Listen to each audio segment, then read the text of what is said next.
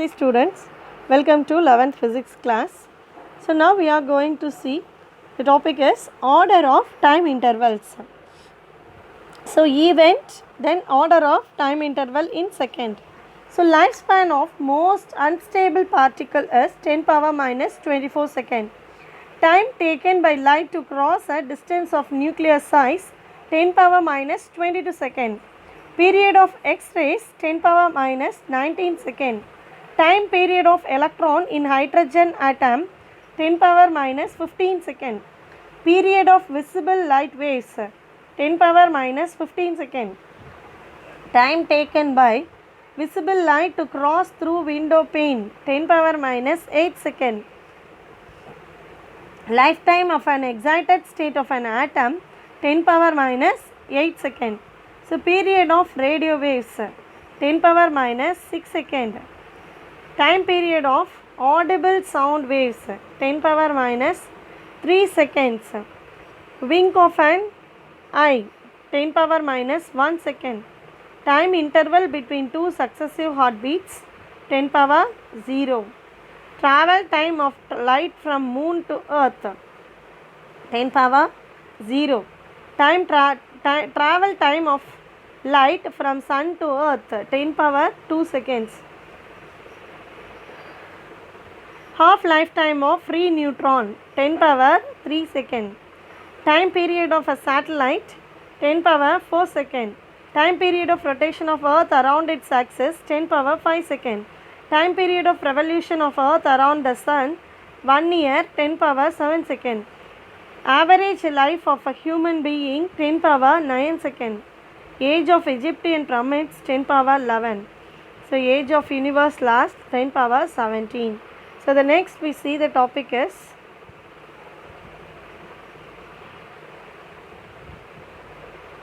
theory of errors.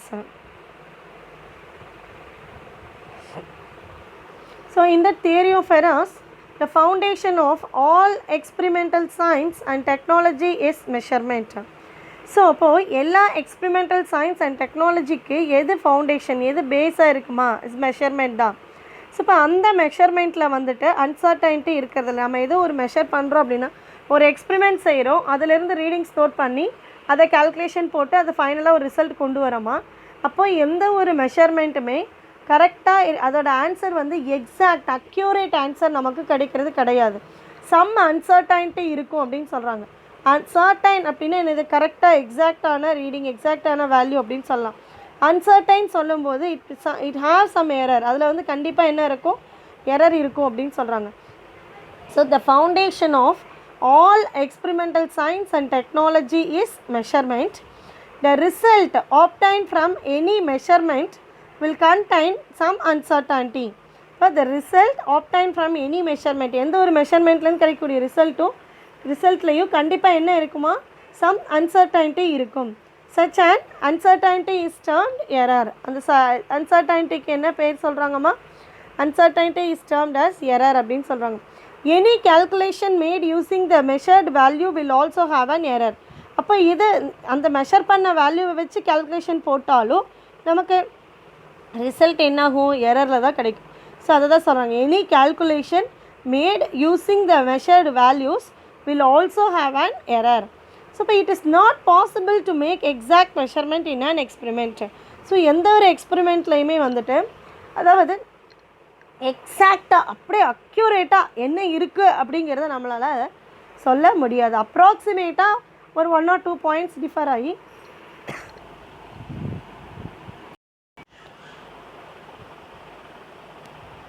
அப்ராக்சிமேட்டாக தான் நம்மளால் அந்த வேல்யூவை சொல்ல முடியும். ஸோ அப்போ it is not possible to make exact measurements in an experiment. In measurements two different terms. One is accuracy and another one is precision are used. So இப்போ theory of எரர்ஸில் என்னமா சொல்கிறாங்க, அதாவது foundation of all experimental science and டெக்னாலஜிக்கு எது ஃபவுண்டேஷனாக இருக்குது அப்படின்னா மெஷர்மெண்ட் தான். அப்போ the result obtained from any measurement, எந்த ஒரு மெஷர் பண்ணாலும் அதுலேருந்து கிடைக்கக்கூடிய ரிசல்ட்டில் கண்டிப்பாக என்ன இருக்கும் அப்படின்னா வில் கண்டெயின் சம் அன்சர்டைனிட்டி. இங்கே அன்சர்டைனிட்டின்னா எரர் இருக்கும் அப்படிங்கிற மாதிரி சொல்கிறாங்க. Such an uncertainty is termed as error. Any calculation made using the measured value will also have, அதாவது நம்ம கண்டுபிடிச்ச மெஷர்ட் வேல்யூவை வச்சு நம்ம calculation போட்டால் கூட நமக்கு கிடைக்கக்கூடிய ரிசல்ட்டும் எப்படி தான் இருக்குமா, எரராக தான் இருக்கும். So any calculation made using the measured values will also have an error. It is not possible to make exact measurements in an experiment.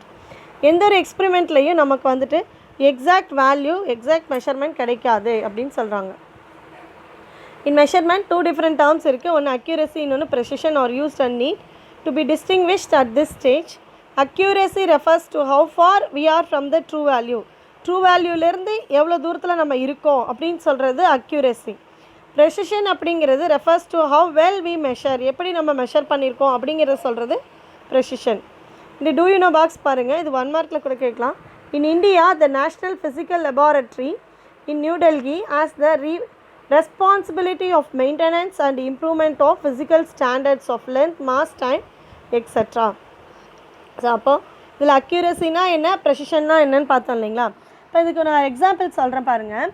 அதாவது அக்ஸலரேஷன் டியூ டு கிராவிட்டியோட வேல்யூ அட் சி லெவலில் 9.8 மீட்டர்/செகண்ட் இன்வெர்ஸ் ஸ்கொயர்டுன்னு நம்ம சொல்கிறோம். இது வந்து நம்ம accurate அப்படின்னு கூட சொல்ல முடியாது, ஆனால் 9.8 அது வந்து அக்யூரேட் அப்படின்னு சொல்லலாம். இப்போ நம்ம இந்த அக்ஸலரேஷன் டியூ டு கிராவிட்டியை கண்டுபிடிக்கிறதுக்கு we have to do the experiment simple pendulum use பண்ணி அந்த எக்ஸ்பெரிமெண்ட்டை நம்ம செய்வோம்.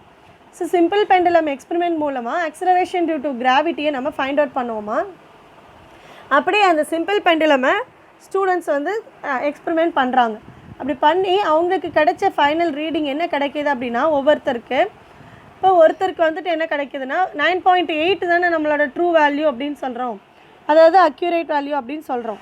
ஆனால் இங்கே என்ன சொல்கிறாங்கன்னா கிடைக்கிது அப்படின்னா அவங்களுக்கு 9.5, 9.4, 9.6, 9.7, 9.9 இல்லைனா 9 அப்படி கூட கிடைக்கும். இப்போ இது எல்லாமே என்னது 9.5லேருந்து ஆரம்பித்து 9.5, 9.6, 9.7. இப்போ இது எல்லாமே அந்த ட்ரூ வேல்யூக்கு நியராக இருக்குது பாருங்கள். How far we are from the true வேல்யூன்னு சொன்னோம் இல்லையா. அப்போ அந்த ட்ரூ வேல்யூக்கு நியராக இருக்கிறதுனால இது எல்லாமே என்னென்னு சொல்கிறோம், அக்யூரஸின்னு தான் சொல்லுவோம். 9.5, 9.6, 9.7, 9.9, 10 அது எல்லாமே என்னது அக்யூரேட் வேல்யூன்னு தான் சொல்லுவோம். இதுவே இன்னும் சில ஸ்டூடெண்ட்ஸ் ஆன்சர் கிடைக்குது அவங்களுக்கு எப்படின்னா 8 பாயிண்ட்டாக கிடைக்குதுமா. இப்போ 9.8 தான் அக்யூரேட் வேல்யூனா அவங்களுக்கு கிடைக்கிற ஆன்சர் எல்லாமே 8.5, 8.6, 8.7, 8.9, 8.8. அப்போது அந்த 8.5, 8.6, 8.7, 8.8, 8.9 எல்லாமே 8, 8, 8, 8லே வருது பார்த்தீங்களா. அப்போ அதை வந்து ப்ரிசைஸ் அப்படின்னு சொல்கிறாங்க, அதை வந்து என்னது ப்ரெசிஷன். ஆனால் அது அக்யூரேட் கிடையாது. அந்த ஆன்சர் வந்து என்ன கிடையாது, 8.5 வந்து அக்யூரேட்டா, நமக்கு ஆன்சர் என்ன வரணும் 9.8 தான் வரணும். ஆனால் அங்கே என்ன கிடச்சிருக்கு 8.5. அப்போ அது அக்யூரேட்டானா அது இல்லை, அது அக்யூரஸி கிடையாது. ஆனால் அப்போ இதை என்னன்னு சொல்லலாம், 8 பாயிண்டில் கிடைக்கும்போது தட் இஸ் அ ப்ரெசிஷன். அதுக்கு என்னமா சொல்கிறோம், ப்ரெசிஷன். அப்போ அக்யூரேட்னா என்னது, இப்போ 9.5, 9.6, 9.7, 9.9, 10 கிடச்சது பாருங்கள். அதை வந்து நம்ம அக்யூரஸியில் சொல்லலாம். ப்ரெசிஷன் சொல்லும்போது ஹவு வெல் வி மெஷர் 8.5, 8.6, 8.7 அதை வந்து நம்ம ப்ரெசிஷனில் சொல்லலாம். இப்போ புரிஞ்சுதுங்களா அக்யூரஸிக்கும் ப்ரெசிஷனுக்கும் உள்ள டிஃப்ரென்ஸ். அக்யூரஸி அப்படிங்கிறது அந்த 9.8 அந்த ட்ரூ வேல்யூக்கு எவ்வளோ நியராக இருக்கமோ 9.5, 6, 7, 9.5, 9.6, 9.7, 9.9, 10 அதெல்லாம் வந்து அக்யூரஸின்னு சொல்லலாம். இன்னும் சிலர் என்னது 8 பாயிண்டில் கண்டுபிடிக்கும்போது எல்லாமே 8 பாயிண்டில் கிடைக்கும்போது அதான் 8.2, 8.3, 8.5, 8.6, 8.7 அப்படி சொல்லும்போது that is called as precision. புரிஞ்சுதுங்களா இப்போ அக்யூரஸிக்கு ப்ரெசிஷனுக்கு என்ன டிஃப்ரென்ஸுன்னு. ஸோ நெக்ஸ்ட் பேஜில் நம்ம பார்ப்போம் என்னென்னு. ஸோ அக்யூரஸி அண்ட் ப்ரெசிஷன் அப்படின்னு சொல்லும்போது let us say your true height is exactly 5 feet 9 inch. அதாவது உங்களோட ட்ரூ ஹைட் என்ன அப்படின்னா 5 feet 9 inchங்கிறது உங்களுக்கு தெரியும், exact value, exact height your height அப்படிங்கிறது. ஆனால் இதுவே நீங்கள் வந்து யார்ட் ஸ்டிக் யூஸ் பண்ணி மெஷர் பண்ணுறீங்கம்மா. You first measure your height with your yard stick அப்படிங்கிறது ஒன்றும் இல்லைப்பா, மெஷரிங் டேப்போ இல்லை மெஷரிங் ஸ்கேலோ அதை தான் வந்து யார்ட் ஸ்டிக்குன்னு சொல்கிறாங்க. So you first measure your height with the yard stick and get the value 5 feet 0 inch. அப்போது நமக்கான ட்ரூ எக்ஸாக்ட் வேல்யூ என்னது 5 feet 9 inch கிடச்சிருக்கு. ஆனால் இங்கே யார்ட் ஸ்டிக் யூஸ் பண்ணி ஒரு ஃபஸ்ட் டைம் மெஷர் பண்ணும்போது 5 feet 0 inch கிடைக்குது. Your measurement is hence not accurate. ஆனால் நம்ம மெஷர் பண்ண வேல்யூ என்னது அக்யூரேட் கிடையாது. ஏன்னா அக்யூரேட் வேல்யூ என்னது 5 feet 9 inch. ஆனால் நம்ம கிடைச்ச ரீடிங்காக என்னது 5 feet 0 inch. Now you measure your height with a laser yardstick and get laser yardstick use பண்ணி மெஷர் பண்ணும்போது we get a correct value, accurate value நமக்கு கிடைக்குது 5 feet 9 inch as the value. Now your measurement is accurate அப்படின்னு சொல்கிறோம். The true value is also called theoretical value. True value என்னன்னு சொல்கிறோமா theoretical valueன்னு சொல்கிறோம். The level of accuracy required for each application varies greatly. அப்போ accuracy வந்து ஒவ்வொரு அப்ளிகேஷனுக்கும் vary ஆகிட்டே இருக்கும் அப்படின்னு சொல்கிறாங்க. ஹைலி அக்யூரேட் டேட்டா எப்போவுமே நமக்கு கிடையாது. Highly accurate data can be very difficult to produce. Highly accurate data நமக்கு கிடைக்கிறது ரொம்ப ரொம்ப கஷ்டம் அண்ட் கம்பைல் பண்ணுறது கஷ்டம், டிஃபிகல்ட்டுங்கிறாங்க. For example if you consistently means தொடர்ந்து நமக்கு கிடைக்கிறது ஆன்சர் அப்படின்னு சொல்கிறாங்க. If you consistently measure your height as 5 feet 0 inch with the yard stick use பண்ணி பண்ணும்போது 5 feet 0 inch தான் நமக்கு கிடைக்குது. அப்படிங்கும்போது இந்த ரீடிங் என்னது, அதாவது தொடர்ந்து நீங்கள் யார்ட் ஸ்டிக் யூஸ் பண்ணி எடுத்துகிட்டே இருக்கீங்க, ஆனாலும் உங்களுக்கு ரீடிங் என்ன தான் கிடைக்குது 5 feet 0 inch தான். ஆனால் ஒரிஜினல் ட்ரூ வேல்யூ என்னது 5 feet 9 inch. அப்போ இதை வந்து என்னென்னு சொல்லலாம், அந்த 5 feet 0 inch நம்ம ப்ரிசைஸ் அப்படின்னு சொல்லலாம். So with the yard stick your measurements are precise. So the level of precision required for different application vary to a great extent. Engineering projects such as road, utility construction require very precise information measured to the millimeter or 1/10 of an inch. இப்போ இன்னொரு example கூட கொடுத்துருக்காங்க. If a measurement is precise அப்படின்னா that does not necessarily mean that it is accurate. அதாவது இப்போ உங்கள் measurement வந்து ப்ரிசைஸாக இருக்குது அப்படின்னா, ப்ரிசைஸ்னால் என்னது அக்யூரேட்டுக்கு நியராகவே இல்லை, அது ஏதோ ஒரு வேல்யூ வருது. இப்போ 5 feet 9 inchங்கிறது ஒரிஜினல் ட்ரூ வேல்யூ, அது அக்யூரேட் வேல்யூ. ஆனால் உங்களுக்கு மெஷர் பண்ண வேல்யூ எல்லாம் என்ன கிடைச்சது 5 feet 0 inch. அப்போ அதை வந்து ப்ரிசைஸ். அப்போ என்ன சொல்லலாம், தட் டஸ் நாட் நெசசர்லி, கண்டிப்பாக அது அக்யூரேட்டாக இருக்கணுங்கிற அவசியம் கிடையாது, ஆனால் அது வந்து என்னது precise. So if a measurement is precise that does not necessarily mean that it is அக்யூரேட்டாக இருக்கணும்னு அவசியம் இல்லை. So however if the measurement is consistently accurate it is also precise. Consistently அக்யூரேட்டாக இருந்து தொடர்ந்து அக்யூரேட்டாக கிடச்சதுன்னா அதுக்கு நம்ம ப்ரிசைஸ்னு சொல்லிக்கலாம். ஏன்னா ஆன்சர் வந்து மோர் ஆர்லெஸ் கரெக்டாக தானே வருது, 9.9 வருதுல, அப்போ அதுவும் ப்ரிசைஸ் தான் அப்படின்னு சொல்கிறாங்க. For example if the temperature outside a building is 40 degree Celsius as measured by the weather thermometer use பண்ணி அவுட் சைட் த பில்டிங் என்ன டெம்பரேச்சர் மெஷர் பண்ணுறாங்க 40 degree Celsius. And if the real outside temperature எவ்வளோ தான் இருக்கா 40 degree Celsius தான். அப்போ இந்த thermometer என்னன்னு சொல்லலாம் அக்யூரேட்டுன்னு சொல்லலாம். அண்ட் ஆல்சோ என்னன்னு சொல்லலாம், if the thermometer consistently registers this exact temperature in a row the thermometer is a precise. இப்போ கிடைச்ச தெர்மோமீட்டர் வந்து எப்படி இருக்குது ப்ரிசைஸாகவும் இருக்குது.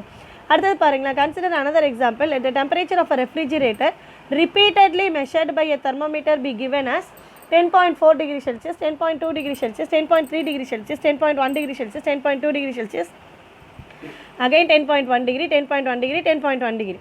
இப்போ எல்லாமே இந்த ரீடிங் பாருங்கள், மொத்தம் 8 ரீடிங் இருக்குது. 8 ரீடிங்கு எதுக்குள்ளே வந்திருக்கு பாருங்கள், 10 10 10 10 10 தான்.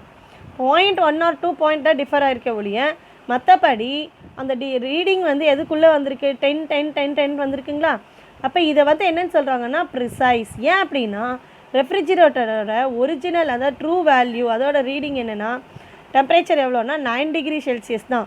However, if the real temperature inside the refrigerator is 9 degree Celsius, ஆனால் நமக்கு தெர்மோமீட்டரில் கிடச்ச ரீடிங் என்னது 10 10 10 10. அப்போ இது எல்லாமே என்னன்னு சொல்லலாம் ப்ரிசைஸ் அப்படின்னு சொல்லாமா.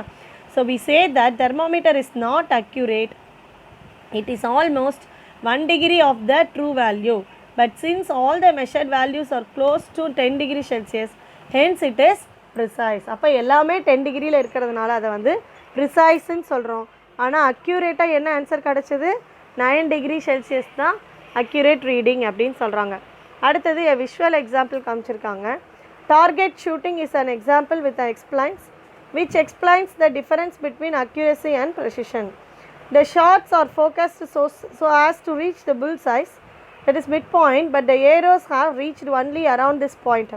hence the shots are not accurate and also not precise. First டயக்ராமில் பார்த்தீங்கன்னா சென்ட்ரல் பாயிண்டில் புல் ஐ ஷாட் இருக்குது. ஆனால் அந்த ஷாட் வந்து என்னவா இருக்குது பாருங்கள், எல்லாமே ஸ்ப்ரெட் ஆகிருக்கு, எதுவுமே ஒரு பர்டிகுலர் பாயிண்டில் ரீச் ஆகலை. அப்போ இது என்னென்னு சொல்லலாம், not accurate not precise, not accurate not precise. அதே செகண்ட் டயக்ராம் பாருங்களேன், சென்ட்ரல் பாயிண்டில் வந்து எதுவுமே ஷார்ட் ஆகலை, ஆனால் வந்து எல்லாமே என்னது ஒரு பர்டிகுலர் ஒரு எட்ஜில் வந்து எல்லாமே ஆல் டுகெதர் ஒன்றோட ஒன்று க்ளோஸராக இருக்குது. அப்போ இது என்னென்னு சொல்லலாம், நாட் அக்யூரேட் ஆனால் ப்ரிசைஸாக இருக்குது. நாட் அக்யூரேட் ஆனால் எப்படி இருக்குமா, ப்ரிசைஸாக இருக்குது. லாஸ்ட்டு டயக்ராம் பாருங்கள், எல்லா பாயிண்ட்டுமே சென்ட்ரல் பாயிண்ட், எல்லா ஷார்ட்ஸுமே சென்ட்ரல் பாயிண்டில் வந்து ரீச் ஆகிருக்கு. ஸோ அப்போ மோர் அக்யூரேட் மோர் ப்ரிசைஸ், இதை வந்து என்னென்னு சொல்லலாம், மோர் அக்யூரேட் மோர் ப்ரிசைஸ் அப்படின்னு சொல்லலாம். ஸோ இந்த figure 1.9bல all the shots are close to each other but not at the central point, hence the shots are said to be precise but not accurate அப்படின்னு சொல்கிறாங்க. அடுத்து 1.9cல என்ன சொல்கிறாங்க, the shots are closer and also at the central point, hence the shots are both precise and accurate அப்படின்னு சொல்கிறாங்கம்மா. இப்போ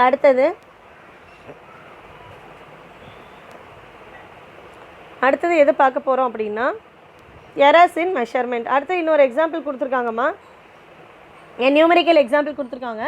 A true value of a certain length is nearly 5.678 centimeter.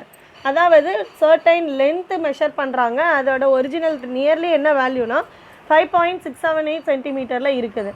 In one experiment using a measuring instrument of resolution, ஒரு எக்ஸ்பெரிமெண்ட்டில் அந்த measuring இன்ஸ்ட்ருமெண்ட்டோட resolution வந்து 0.1 centimetre.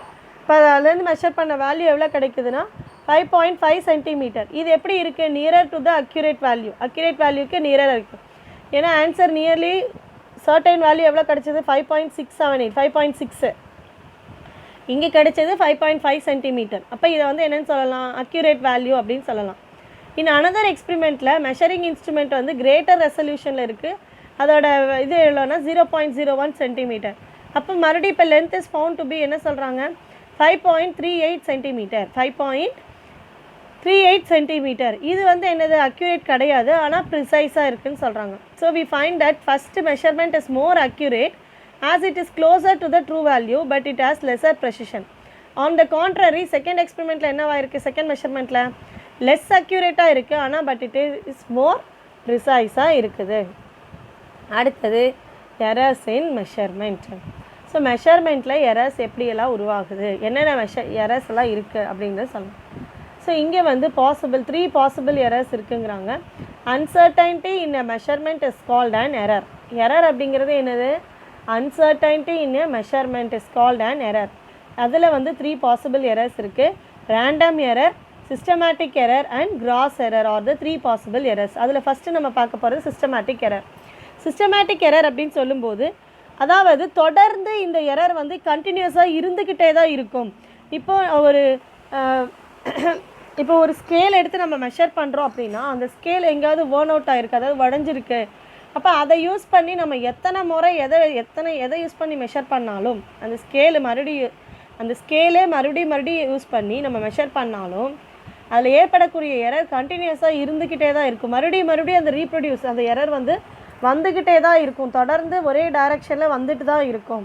அதை வந்து நம்ம avoid பண்ணவே முடியாது அப்படிங்கிற மாதிரி சொல்கிறாங்க. அதை தான் வந்து systematic error. Systematic errors are ரீப்ரொடியூசபிள்னால் மறுபடியும் வந்துகிட்டே இருக்குது.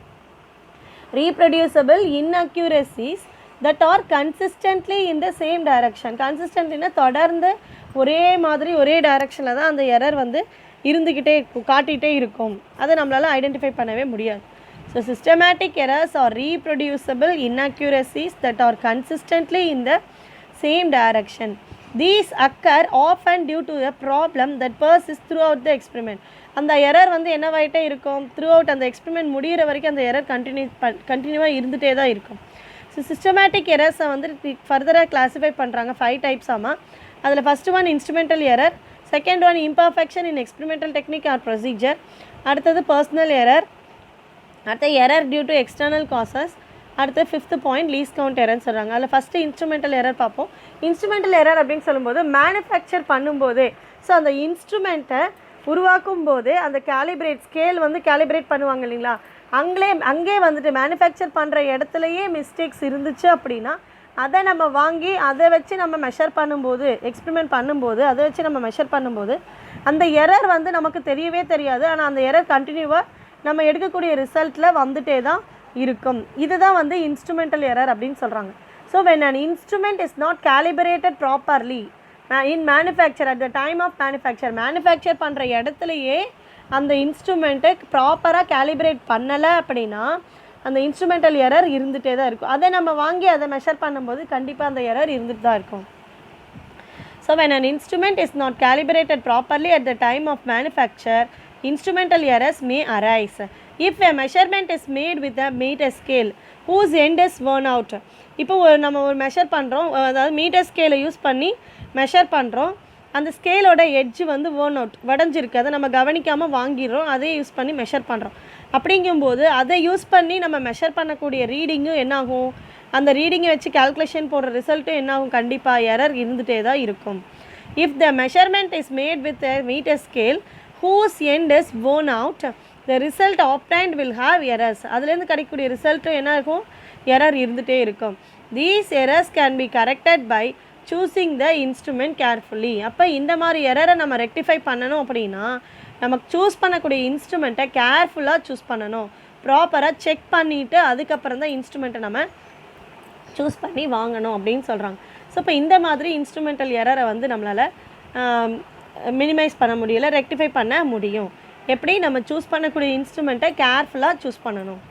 புரிஞ்சுதுங்களா? இப்போ இன்ஸ்ட்ருமெண்டல் எரர்னால் என்னென்னு, இன்ஸ்ட்ருமெண்ட்லேயே இந்த ப்ராப்பராக ஸ்கேல் கேலிப்ரேட் ஆகலை, அதை வாங்கி நம்ம மெஷர் பண்ணோன்னா எரர் உருவாகும் ஒன்று. இன்னொன்று வந்துட்டு மீட்டர் ஸ்கேல் வாங்குகிறோம், அதில் ஒரு எண்டு வந்து வேர்ன் அவுட் ஆகிருக்கு, அது வடைஞ்சிருக்கு லைட்டாக, அதை கவனிக்காமல் நம்ம வாங்கி அதை யூஸ் பண்ணி மெஷர் பண்ணணும் அப்படின்னா கண்டிப்பாக அந்த எரர் கண்டினியூஸாக இருந்துகிட்டே தான் இருக்கும். அப்போ இதெல்லாம் ரெக்டிஃபை பண்ண என்ன பண்ணணும், இன்ஸ்ட்ருமெண்ட்டை வாங்கும்போது நம்ம கேர்ஃபுல்லாக சூஸ் பண்ணி வாங்கணும் அப்படின்னு சொல்கிறாங்க.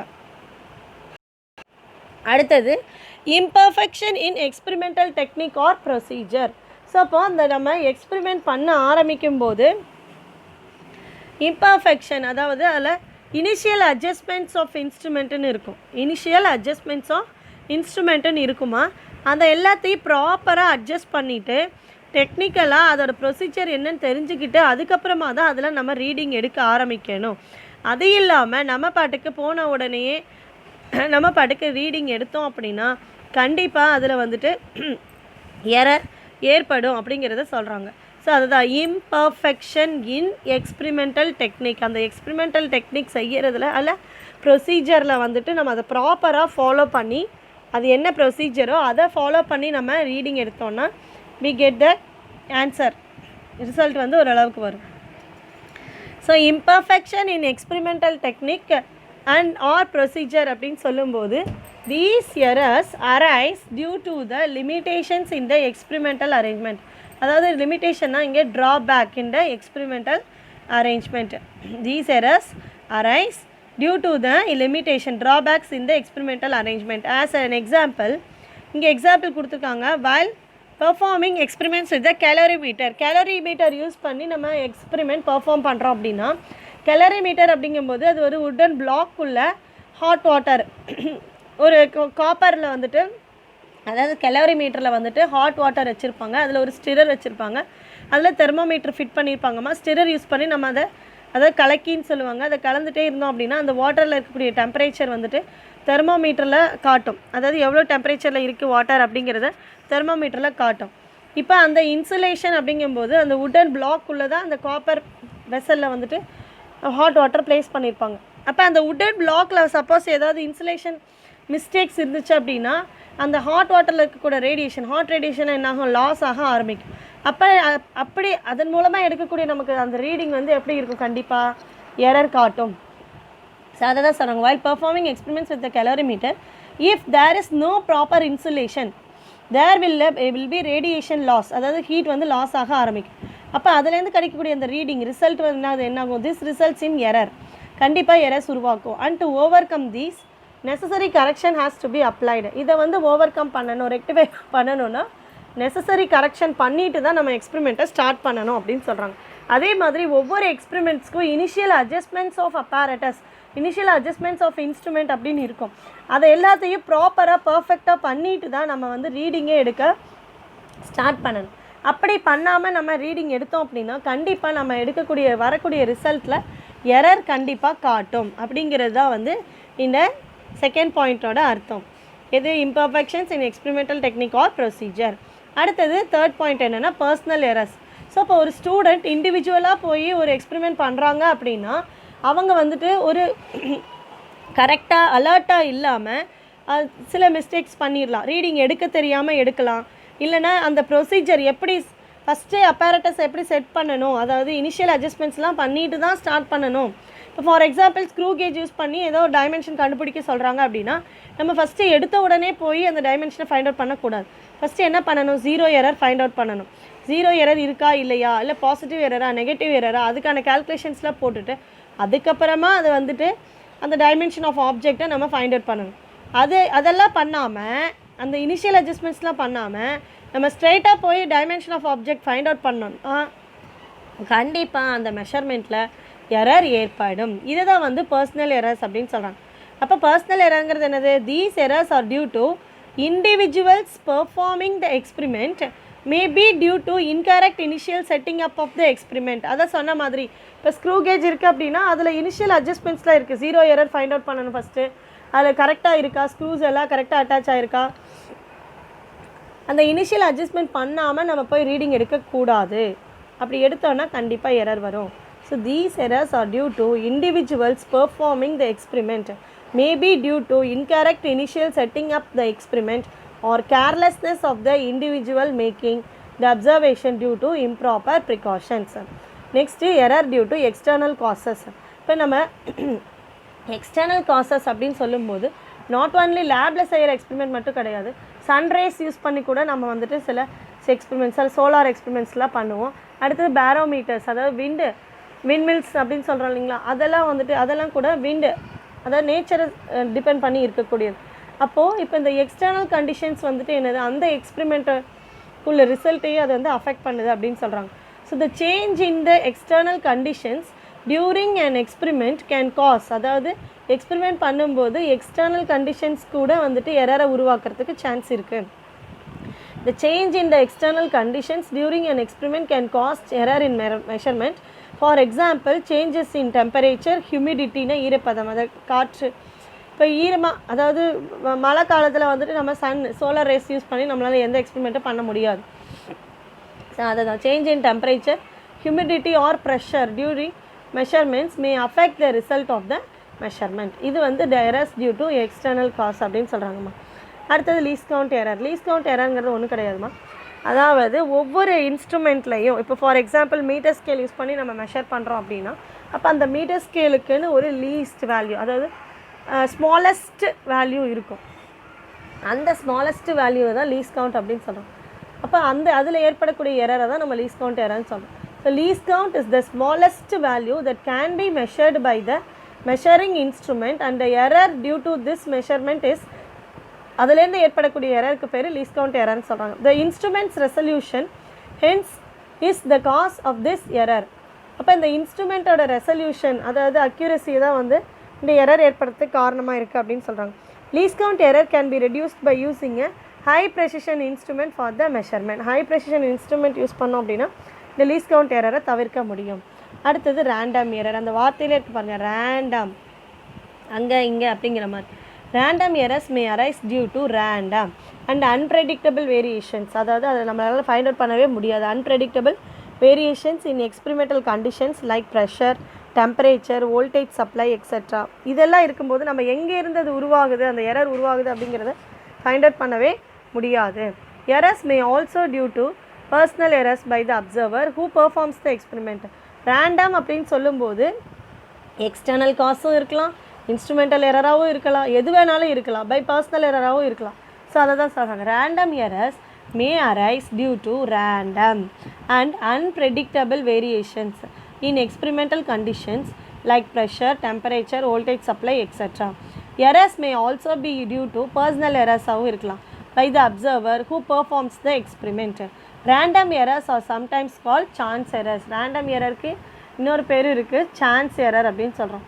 When different readings are obtained by a person every time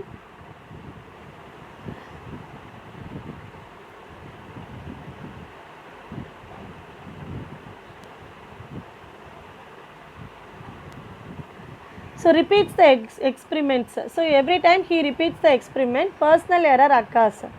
so பண்ணுற தப்பே நம்ம திரும்ப பண்ணும்போது பர்சனல் எரர் வரும்னு சொல்கிறாங்க. For example, consider the case of thickness of a wire measured using a screw gauge. The readings taken by different trials. அதாவது அந்த screw gauge use பண்ணி ஒரு வயரோட டைமென்ஷன் கண்டுபிடிக்கணும் அப்படின்னா அப்போ நம்ம டிஃப்ரெண்ட் ட்ரையல்ஸ் நிறைய முறை அதை செஞ்சு பார்க்கணும். ஒரு 6 or 7 டைம்ஸ் அந்த ரீடிங் எடுத்துகிட்டே இருக்கணும். அப்போ in this case a large number of measurement are made, நிறைய மெஷர்மெண்ட்ஸ் எடுத்து and then the arithmetic mean is taken. இதிலிருந்து என்ன எடுக்கிறாங்க? அரித்மெட்டிக் மீன் வேல்யூ எடுக்கிறாங்க. If n number of trial readings are taken in an experiment and the reading are A1, A2, A3, etc. AN, the arithmetic mean is. இப்போ screw gauge use பண்ணி ஒரு ஆப்ஜெக்டோட dimension கண்டுபிடிக்க போகிறாங்க அப்படின்னா நிறைய reading எடுக்கும்போது அப்போ அதிலேருந்து அரித்மெட்டிக் மீன் அப்படின்னு சொல்லும்போது உங்களுக்கே தெரியும், எல்லா நம்பர்ஸையும் ஆட் பண்ணி டிவைடட் பை எவ்வளோ நம்பர்ஸால் அதை 5 அப்படின்னா 5ஆல் அதை டிவைட் பண்ணோம் அப்படின்னா that is an arithmetic mean. So if n number of trial readings are taken in an experiment and the readings are A1, A2, A3, etc. AN, the arithmetic mean is AM is equal to A1 plus A2 plus A3 etc. AN by n. Or இல்லைன்னா என்னென்னு எழுதலாம்? AM is equal to 1 by n summation I is equal to 1 to n AI அப்படி கூட எழுதலாமா? இப்போ இந்த mean value கண்டுபிடிக்கும் போது நம்மளோட எரர் வந்து என்னவாகும்? மினிமைஸ் ஆகிறதுக்கு சான்ஸ் இருக்குது. Usually this arithmetic mean is taken as the best possible true value of the quantity. இதை யூஸ் பண்ணி true value nearer to true வேல்யூக்கு கொண்டு வர முடியும் அப்படின்னு சொல்கிறாங்கம்மா. Certain procedures to be follow to minimise experimental errors. Experimental எரரை minimise பண்ணுறதுக்கு கீழே டேபிளில் கொடுத்துருக்காங்கம்மா, அதை நம்ம பார்ப்போம் அப்புறமா. இப்போ கிராஸ் எரர்னா என்னென்னு பார்த்துருவோம். கிராஸ் எரர் அப்படிங்கும்போது the error caused due to the sheer carelessness of an observer is call gross error. அதாவது அப்சர்வர் செய்யக்கூடிய சில கேர்லெஸ் மிஸ்டேக்ஸ் வந்துட்டு கிராஸ் எரருங்கிறாங்க. Reading and instrument without setting it properly. இன்ஸ்ட்ருமெண்ட்டை ப்ராப்பராக செட் பண்ணாமல் ரீடிங் எடுக்கிறது ஒன்று. இன்னொன்று taking observations in a wrong manner without bothering about the sources of error. So எரரை வந்து நம்ம கணக்கு மனசில் வச்சுக்காமல் நம்ம பாட்டுக்கு ஏதோ ஒரு ரீடிங் எடுத்தால் தான் ராங்காக ரெக்கார்ட் பண்ணுறது, ராங் ரீடிங்கை ரெக்கார்ட் பண்ணோம் அப்படின்னா அதுலேருந்து வரக்கூடிய ரிசல்ட்டு நமக்கு எரராக தான் வரும். ரெக்கார்டிங் ராங் அப்சர்வேஷன்ஸ், ப்ராப்பராக கரெக்டாக அப்சர்வ் பண்ணி கரெக்டாக ரீடிங் ரெக்கார்ட் பண்ணுறது கிடையாது. Using wrong values of the observations and கேல்குலேஷன்ஸில் யூஸ் பண்ணக்கூடிய வேல்யூஸ் வந்து ராங்காக இருக்கும். அப்போ கிடைக்கக்கூடிய ஆன்சரும் கண்டிப்பாக நமக்கு ராங்காக தான் கிடைக்கும். இப்போ இந்த எரர்ஸ் எல்லாம் வந்துட்டு கரெக்ட் பண்ணணும், மினிமைஸ் பண்ணணும் அப்படின்னா அந்த யார் அப்சர்வர் யார் செய்கிறாங்களோ அந்த எக்ஸ்பெரிமெண்ட்டை அவங்க ரொம்ப கேர்ஃபுல்லாகவும் மென்டலி அலர்ட்டாகவும் இருக்கணும் அப்படின்னு சொல்கிறாங்க. ஸோ இதை தான் வந்து கிராஸ் எரர் அப்படின்னு சொல்கிறாங்க. These are all the types of errors. புரிஞ்சுதுங்களா? இப்போ இதோட நம்ம முடிச்சுக்கலாம். இந்த மினிமைசிங் எக்ஸ்பெரிமெண்டல் எரரோடு முடிச்சுக்கலாம். Type of error, example, how to minimise it. Random error, example, suppose you measure the mass of the ring 3 times using the same balance. அதாவது physical balance இல்லைனா காமன் பேலன்ஸ் யூஸ் பண்ணி ஒரு ரிங்கோட mass of ரிங்கும்போது நம்ம you have to use the physical balance தான். Physical பேலன்ஸை use பண்ணி நம்ம ரிங்கோட மாஸ் மெஷர் பண்ணுறோமா, அது 3 டிஃப்ரெண்ட் ரீடிங்ஸ் எடுக்கிறாங்க. 15.46 கிராம், 15.42 கிராம், 15.44 கிராம் கிடைக்குது. இதை எப்படி நம்ம மினிமைஸ் பண்ணலாம்? டேக் மோர் டேட்டா, அதாவது நிறைய ரீடிங் எடுத்து அதுலேருந்து ஆவரேஜ் வேல்யூ கண்டுபிடிச்சி அப்படி எடுக்கும்போது நம்ம it comes to nearer value, true வேல்யூக்கு நியராக வரும். அப்போ நம்ம வந்து அந்த ரேண்டம் எரரை மினிமைஸ் பண்ண முடியும். Take more data, random errors can be evaluated through statistical analysis. ஸ்டாட்டிஸ்டிக்கல்னால் அந்த ரீடிங் எடுக்கிறோம் பாருங்கள், 15.46, 15.42, அதுதான் statistical analysis. And can be reduced by, அதை எப்படி அந்த எரரை ரெடியூஸ் பண்ணுறது? ஆவரேஜிங்னா மீன் வேல்யூ கண்டுபிடிக்கிறது. Averaging over a large number of observations. இப்படி பண்ணும்போது நம்ம ஈஸியாக அதை மினிமைஸ் பண்ண முடியும். அடுத்தது systematic error. Suppose the cloth tape measure that you use to measure the length of an object has been stretched out from years of use. அதாவது நம்ம கிளாத் டேப் யூஸ் பண்ணி அந்த கிளாத்தை மெஷர் பண்ணும்போது அதை யூஸ் பண்ணி ரொம்ப வருஷம் ஆகுதுங்கும்போது அந்த டேப் என்னவாயிருக்கும், அப்படியே ஸ்ட்ரெச் ஆகிருக்கும். அப்போ அதை யூஸ் பண்ணி நம்ம கிளாத்தை மெஷர் பண்ணோம் அப்படின்னா அதுலேருந்து கிடைக்கக்கூடிய ரிசல்ட்டு கண்டிப்பாக எரர் இருக்கும். ஒன்று அதிகமான வேல்யூ சேஞ்ச் ஆகலாம், இல்லைனா கம்மியான வேல்யூ காட்டலாம். As a result all of the length measurements are not correct. எடுக்கக்கூடிய அந்த மெஷர்மெண்ட் எல்லாமே கரெக்டாக இருக்காது அப்படின்னு சொல்கிறாங்க. அப்போ சிஸ்டமேட்டிக் எரரை எப்படி மினிமைஸ் பண்ணலன்னா அதை மினிமைஸ் பண்ணவே முடியாது. ஸோ நம்ம சூஸ் பண்ணக்கூடிய அந்த இன்ஸ்ட்ருமெண்ட்டு அந்த மெஷர்மெண்ட்டு எதை சூஸ் பண்ணுறோமோ அதை ப்ராப்பராக சூஸ் பண்ணுங்கிறாங்க. Systematic errors are difficult to detect, கண்டுபிடிக்கிறது ரொம்ப கஷ்டம். And cannot be analysed statistically, அதை வந்து ஸ்டாட்டிஸ்டிக்கலாக அனலைஸ் பண்ணவே முடியாது. ஏன் அப்படின்னா எப்படி எடுத்தாலும் அது ஒரே டைரக்ஷனில் தான் அதோட ரீடிங்கை காமிச்சிட்டே இருக்கும். Because all of the data is in the same direction, either too high or too low. அப்போ அதை நம்ம இன்ஸ்ட்ருமெண்ட்டை சூஸ் பண்ணும்போதே ப்ராப்பர் இன்ஸ்ட்ருமெண்ட்டாக கரெக்டாக செக் பண்ணி சூஸ் பண்ணும்போது சிஸ்டமேட்டிக் எரரை ரெடியூஸ் பண்ண முடியுமா? ஸோ இப்போ இது வரைக்கும் எடுத்த டாபிக்ஸ் எல்லாம் கிளியராக புரிஞ்சுதுங்களா? ஸோ தெளிவாக இருக்கீங்களா? டைப்ஸ் ஆஃப் எரர்ஸ்னால் என்னென்னு பார்த்தோம், அதில் என்னென்னங்கிறத பார்த்தோமா? So thank you students.